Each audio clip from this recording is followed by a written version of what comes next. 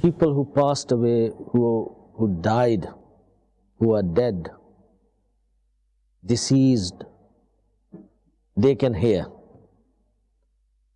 Their hearing is proven from Quran Kareem and from many ahadith of our beloved Nabi sallallahu alaihi wasallam.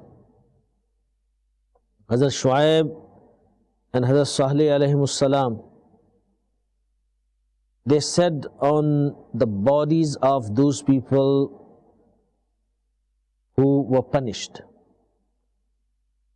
dead bodies, they were punished, they were killed, and they stood on their bodies and said, if the dead bodies cannot hear, then what is the use of saying something?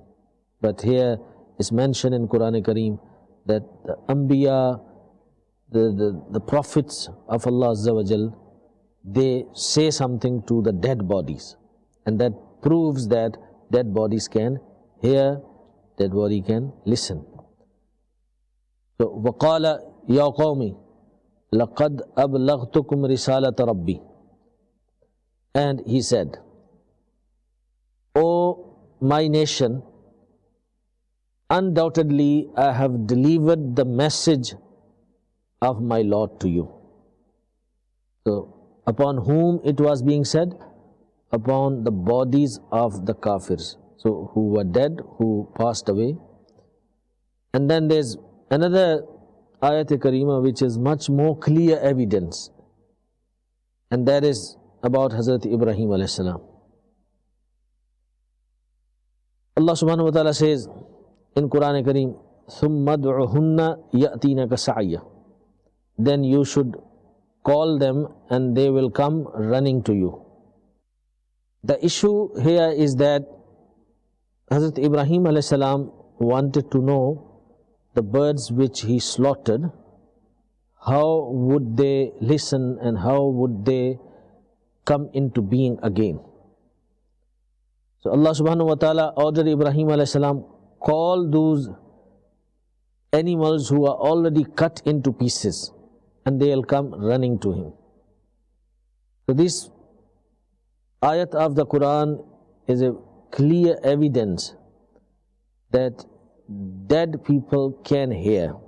And this hadith mubarakah which we have discussed of Hazrat Anas radiallahu ta'ala anhu and reported by Hazrat Imam Bukhari is also an evidence that dead person can hear, because it is mentioned in this hadith mubarakah that the person who is being put in the qabr, he can hear the sound of the footsteps of the people who are returning back after burying him. Now the question arises, how could he hear? Because according to our definition, he is dead, and dead person is that whose ears, whose eyes, whose nose, whose senses are not working, they're not functioning. And then he is being put down 5 or 6 feet down in the ground, and tons of soil and sand is being put upon him. And everyone makes sure that there is no hole left in the grave. So what type of hearing device does he have that he can hear? And in fact, if we understand deeply, we would realize that his power of listening, his power of hearing has been increased, because now he is not hearing with the body, because body is dead. Now he is hearing with the soul, and soul is free now. When soul is in the body, soul is in the prison. When the soul comes out of the body, then soul is free, and freedom is power. Everyone knows about it. So soul becomes more powerful. So the hearing, when the person is buried in the grave so deep and tons of sand has been put upon him, that hearing is an evidence that the power of hearing has been increased.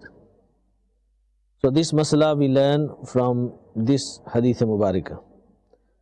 And our beloved Nabi sallallahu alaihi wasallam also stood at the bodies of kuffar who were killed in the battle of Badr.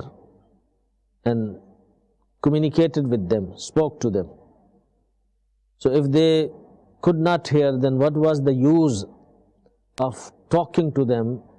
And that talking was not done by an ordinary person, that talking was done by the Rasul of Almighty Allah Azza wa Jal. And also keep in mind, murdas, or the mayyat or dead body, they hear permanently. It's not that sometimes they hear and sometimes they do not hear. Therefore, we are ordered that whenever we go into the grave, we should say, Assalamu alaikum, Assalamu alaikum, ya Ahlul Qubur. So whether you go today or you go tomorrow, you go day or you go night, you go this year, you go next year, anytime you go, you have to make salam. So that tells you that they can hear permanently.